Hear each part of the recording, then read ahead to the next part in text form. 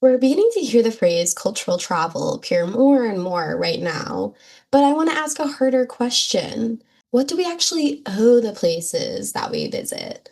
Because cultural travel isn't just about eating the local food or learning a few phrases, it's about how we move through other people's homes and whether we leave places better, unchanged, or worse than when we found them.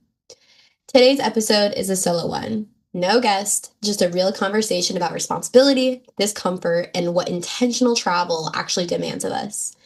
My name is Kiara, and I am the host of Put the Guidebook Down, brought to you by Culture Travel. And I want to start today's episode by naming the problem. Cultural travel is slowly becoming more performative, optimizing for content creation rather than genuine connection. And this is happening because of immersive travel being thrown up as a buzzword, re- creating content to be watered down online for consumption. What does this mean? It means that we're seeing people just throw cultural travel or immersive travel or authentic everywhere without any real sustenance behind these words. So people are preaching that they are going on these immersive travel experiences where actually they are just going to have their culture and these landscapes as a backdrop rather than actual genuine relationship building. So this is the problem with becoming more performative, right? Because we're creating these facades or cookie cutters that people then think that they are actually learning more about the culture in the place that they're visiting. But in reality, they're still focusing on getting the perfect photo or video and just having something to show when they go back home.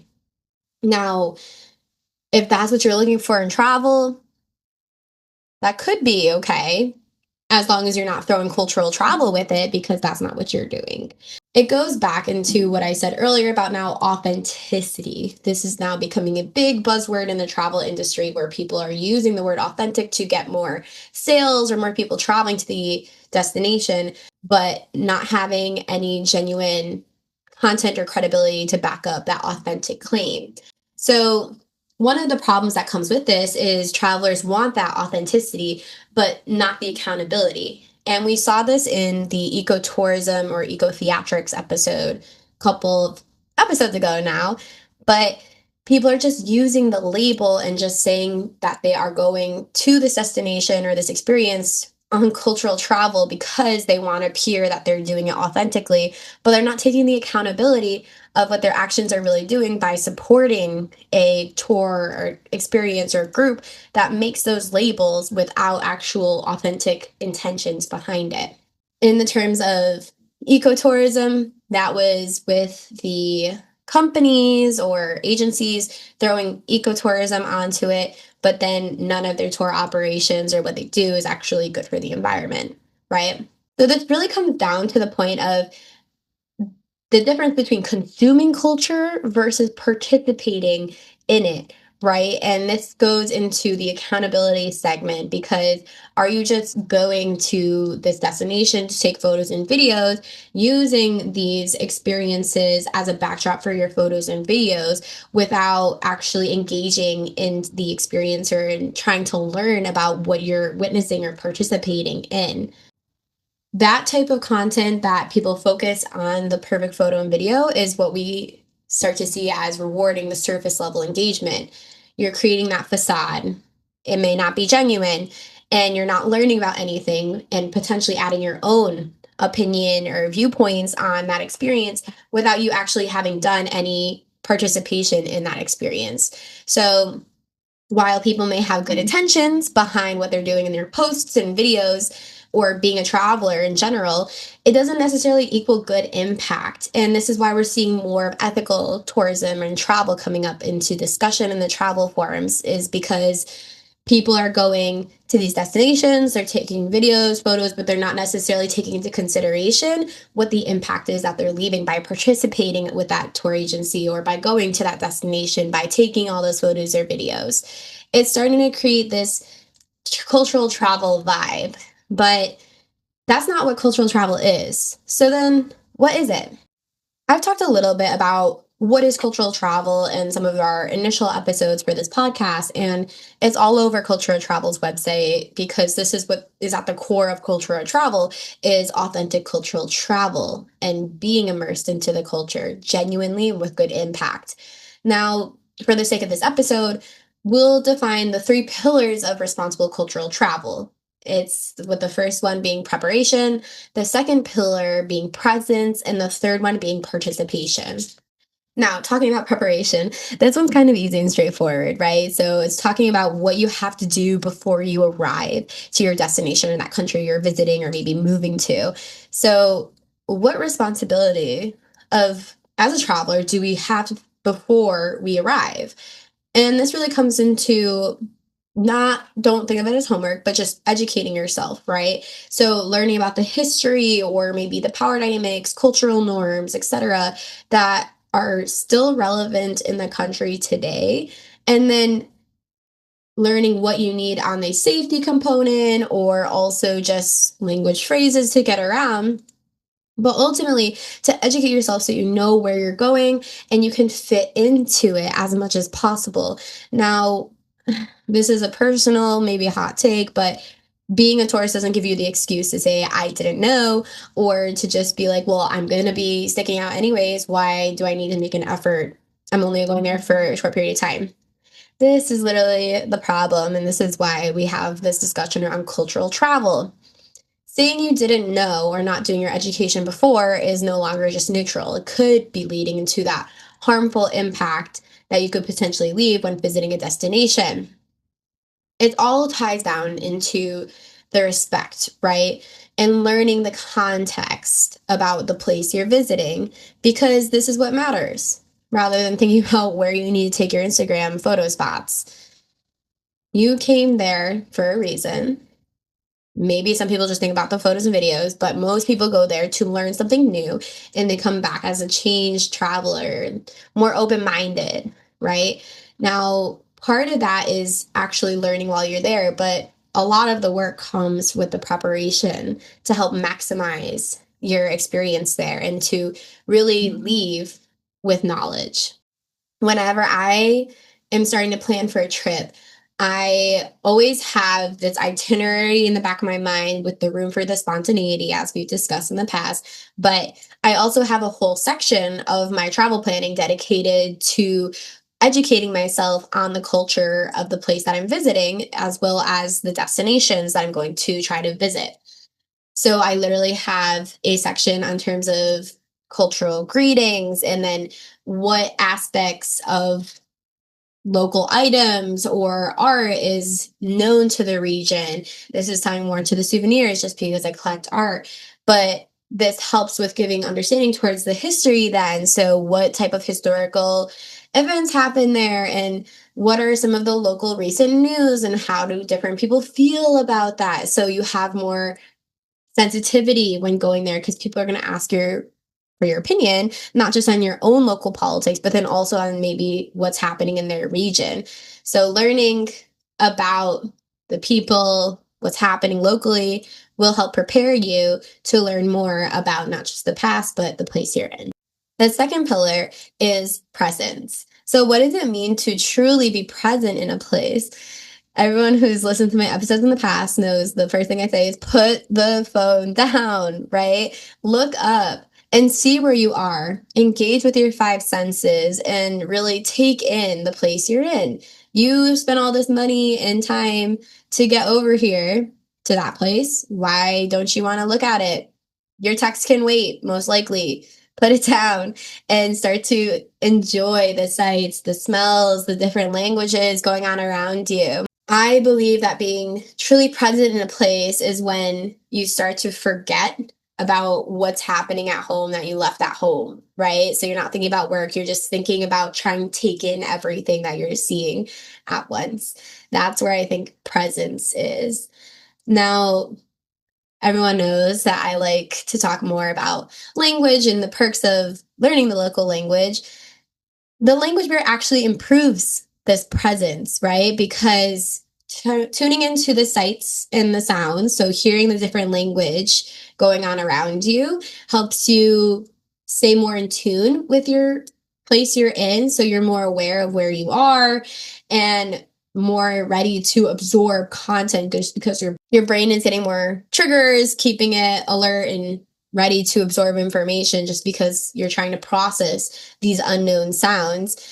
And the language barrier also helps you then step out of your comfort zone and try to challenge you to find a way to mutually communicate and understand one another, right? Because if you have a language barrier, you get more creative with how you're going to communicate with the person. So whether that's body language, maybe pulling out the translator, or just trying to work across a similar language.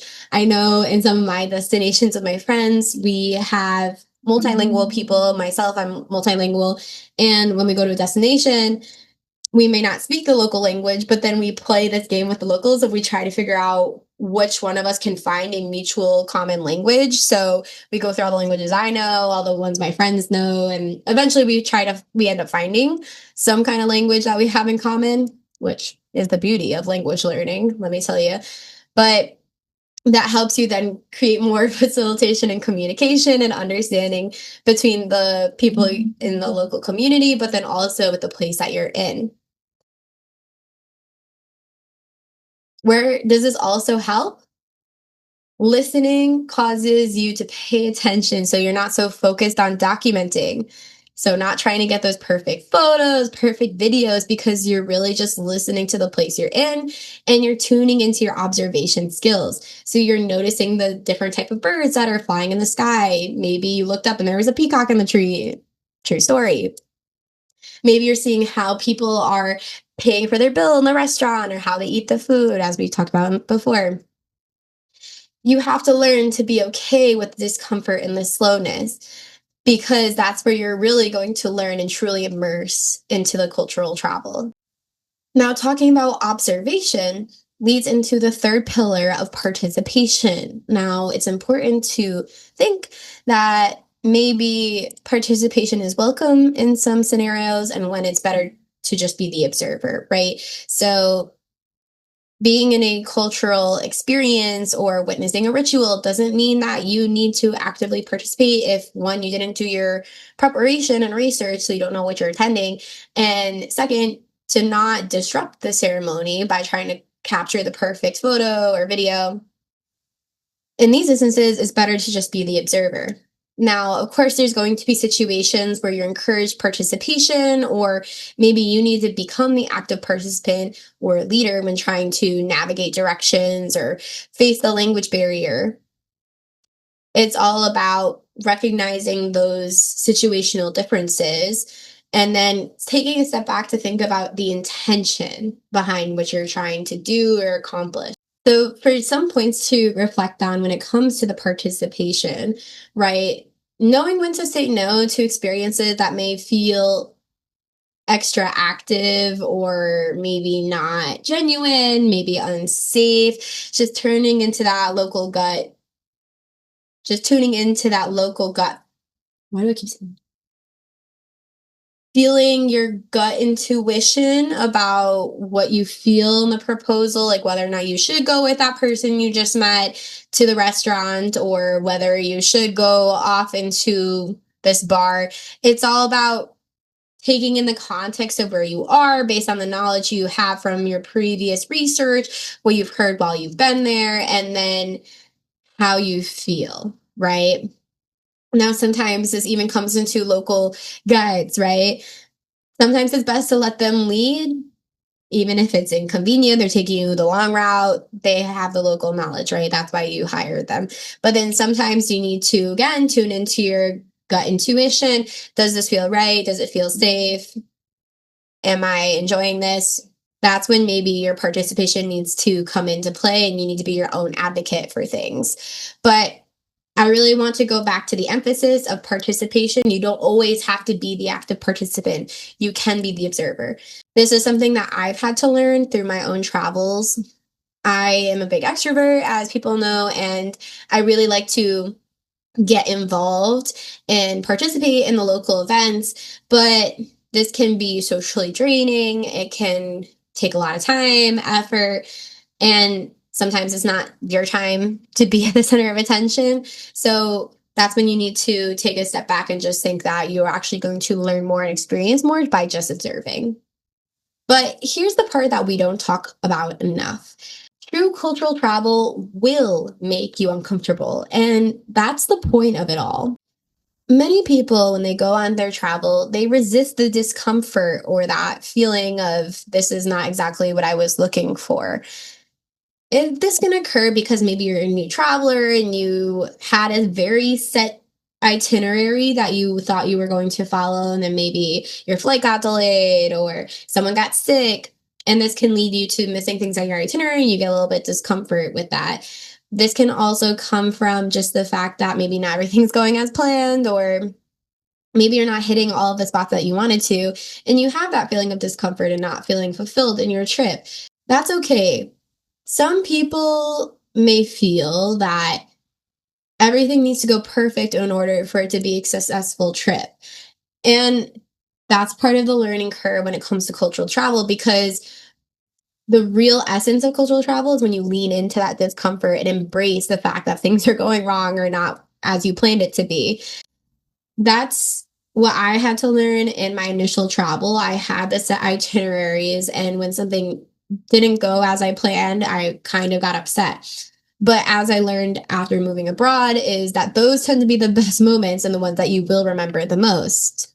In my previous episodes, I've talked about times where my transportation didn't show up, and then I had to last minute change up how I was getting to my next destination, or something I haven't talked about yet, and we probably should, is more about food, and you get sick. So then now what? Now you have to navigate the whole healthcare system of where you are, and then that changes up your itinerary. So leading into these moments is really where you're going to learn and going to have the most authentic and memorable part of your experiences. Now, it doesn't always have to be bad, right? Like I just named a bunch of things that could potentially go wrong when traveling, but it can be good. So, for example, maybe you're traveling, you're going with your set itinerary, and you meet this new friend who is also going through the same hostel, and you guys realize that you both wanted to try to go to this other experience, but it wasn't in your itinerary because you felt like you needed another person to go or you didn't have time, and you end up going together and getting a whole new experience. That's a positive.